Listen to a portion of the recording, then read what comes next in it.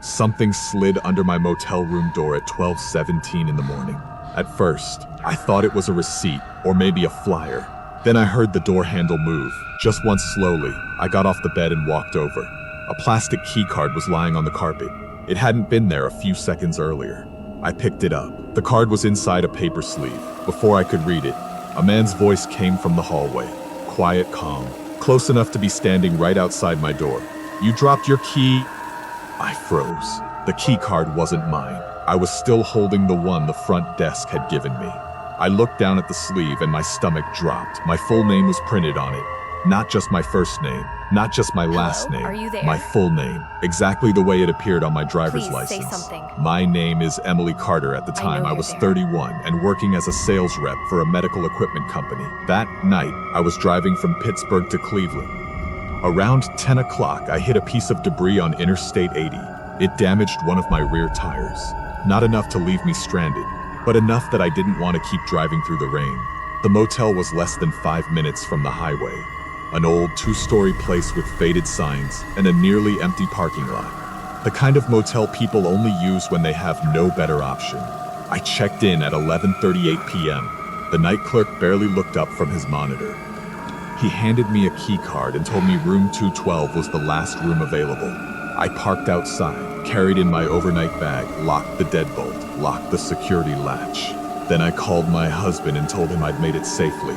Nothing felt unusual. The rain tapped against the walkway outside. Every few minutes, the ice machine at the end of the hall made a loud metallic groan. I also noticed something else. The bathroom window faced a low metal roof over the motel's laundry room. At the time, it meant nothing. A few minutes later, someone slid a second key card under my door. I locked the door again. Then I compared the two cards. The one from the front desk looked new.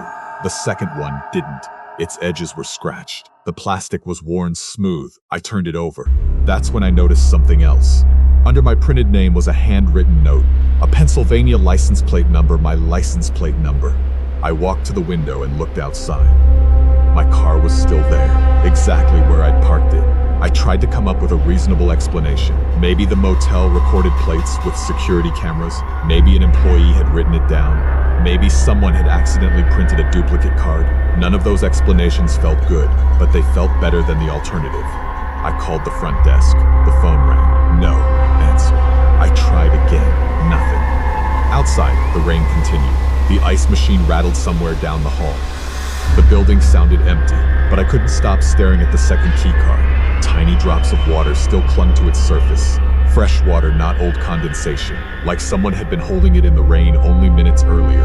At 12:34 a.m., I heard footsteps, not walking past my room, stopping at it. I froze.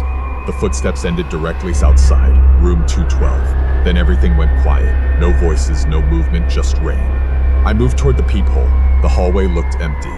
Yellow light, wet concrete, the ice machine at the far end, nothing else. Then I heard breathing, very faint, close enough to be coming from the other side of the door. I stepped back a second later. The handle moved slowly, carefully. Not someone trying the wrong room. Someone checking whether the door was locked. I grabbed the room phone, called the front desk again. The line rang, no answer. I pulled out my cell phone and dialed 911. While it was ringing, my phone vibrated. A text message had arrived from the motel's automated system. It thanked me for staying in room 212. That wasn't strange. The timestamp was I looked again, then again. The listed check-in time was 9:11 p.m. I hadn't arrived until 11:38. My stomach dropped. Someone had checked into room 212 using my name more than 2 hours before I got there. Outside, I heard a soft knock, just one. Then a whisper, calm, patient, almost friendly. "Emily." I felt every muscle in my body tighten. The whisper came again, closer this time. "Emily, open the door." I had never told anyone in that motel my first name except the clerk. The handle moved again, longer this time, testing, waiting. I shoved the desk against the door, dragged a chair behind it. Then I looked at the second key card one last time. Whoever was outside hadn't guessed my room number. They hadn't guessed my name. They knew exactly who was inside, and that meant I was the target. I ran into the bathroom, unlocked the window, climbed through. The rain hit my face immediately. I lowered myself onto the metal roof over the laundry room. The surface was slick. I nearly slipped, but I made it across. Then I jumped into the parking lot. By the time I reached my car, I could hear sirens approaching. A county deputy arrived a few minutes later. I told him everything. The key card, the whisper, the footsteps, the check-in message. We returned to room 212 together. The room was empty. No one was inside. The desk and chair were still jammed against the door. The deputy searched the property. Nothing. The night clerk was eventually located in a storage room behind the office. He claimed he had been dealing with a plumbing leak. Maybe he was telling the truth. Maybe he wasn't. What bothered me more was the motel's computer system. According to their records, 2 active keycards existed for room 212 that night. One had been issued to me at 11:38 p.m. The other had been issued at 9:11 p.m. Under my name, the hallway camera should have shown who picked it up. It didn't. Someone had physically turned the camera toward the ice machine. The footage never captured the door to room 212. The deputy told me they never identified anyone connected to the second key card.